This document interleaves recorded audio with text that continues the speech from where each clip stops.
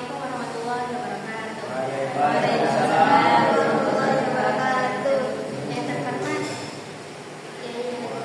Muhammad Hasan Al-Aqilallah selaku pengasuh Pondok Pesantren Zainul Hasan Denggung, dan yang terhormat Dr. Abdul Aziz Rahmat MAG selaku Rektor Universitas Islam Zainul Hasan Denggung, dan kepada Kapolri kita Ibunda Ismatul Riza MPD, dan kepada Pak Taufik Rahman MPDI selaku pengampu dari dosen mata kuliah pendidikan Islam. Berdirinya saya di sini akan memaparkan tentang perencanaan dan rekrutmen. Di sini ada 3 bab: pengertian perencanaan, pengertian rekrutmen, dan pengaruh perencanaan dan rekrutmen SDM terhadap kinerja. Teman-teman, kita akan membahas tentang pengertian perencanaan, yang artinya adalah perencanaan ini merupakan salah satu bentuk proses penting untuk memastikan atau mendapatkan SDM atau SDO yang tepat untuk menggapai atau untuk mencapai tujuan tertentu di dalam suatu organisasi atau suatu lembaga pendidikan dan suatu perusahaan.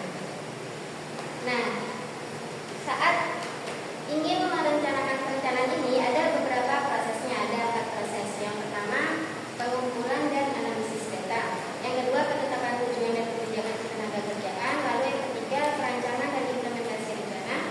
Dan yang keempat, pengawasan dan evaluasi. Kita akan mengambil contoh di dalam kampus, yakni organisasi.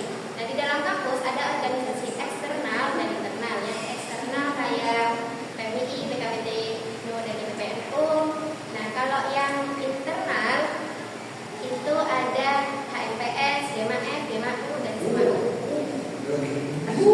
Lalu, nah, yang pertama di sini ada pengumpulan dan analisis data. Ketika mahasiswa ingin mendaftarkan diri, ingin mencalonkan diri sebagai kandidat ketua atau menjadi bagian anggota pengurusan organisasi, di situ bagian yang berwenang sebelum terbentuknya 4 organisasi ini ada yang namanya organisasi KPUM. Nah, di KPUM ini akan menanggulangi atau memberikan wadah untuk terbentuknya 4 organisasi ini. Bagaimana caranya? Di situ akan ada pengumpulan dan analisis data. Setiap mahasiswa akan dimintai CV atau pengenalan diri agar pihak KPUM tahu bagaimana mahasiswa ini cocok atau tidaknya dan masuk apa tidak di dalam kriteria untuk menjabat atau menjadi anggota di dalam pengurusan organisasi internal. Nah, selanjutnya ada penetapan tujuan dan kebijakan ketenagakerjaan. Nah, ketika organisasi KPUM sudah mengetahui data kandidatnya, maka sudah terbentuk ya. Ada 4 HMPS, DMAF itu sudah terbentuk. Nah, setiap organisasi teman-teman memiliki kebijaksanaannya masing-masing, memiliki program kerjanya masing-masing. Nah, program kerja itu akan dilaksanakan ketika mendapat ACC atau persetujuan dari atasan. Misalnya kalau di kampus itu kita menyebutnya sebagai Presma, Presiden Mahasiswa.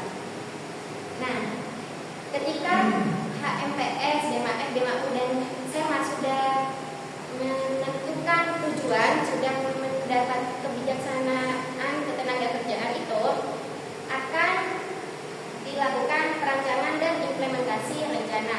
Nah, di sini akan dilaksanakan action, akan dilaksanakan pelaksanaan di dalam program kerja. Misal, HMPS MTI akan melaksanakan setiap bulannya yang namanya forum diskusi MTI.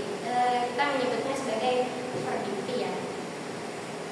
Nah, itu akan dilaksanakan setiap bulannya. Di situ biasanya di dalam organisasi itu ada program kerja bulanan dan tahunan.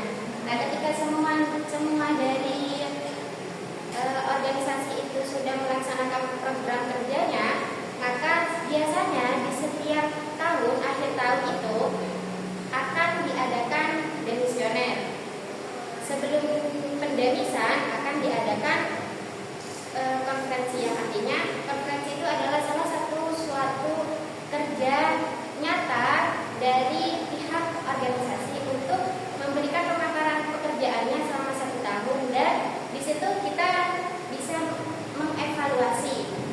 program kerja yang sudah berjalan atau yang tidak berjalan.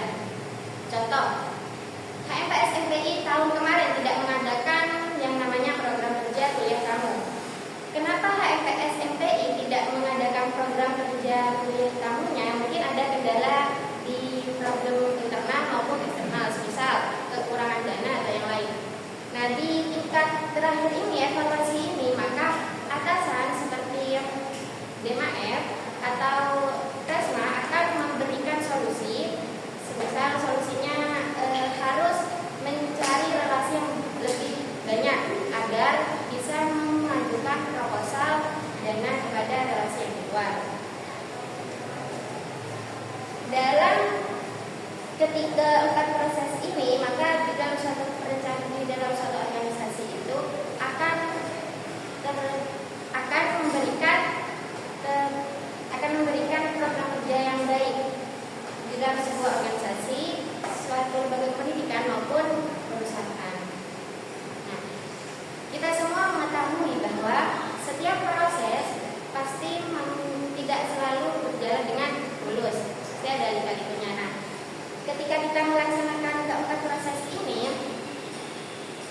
setidaknya kita bisa menanggulangi beberapa kendala yang tidak diinginkan.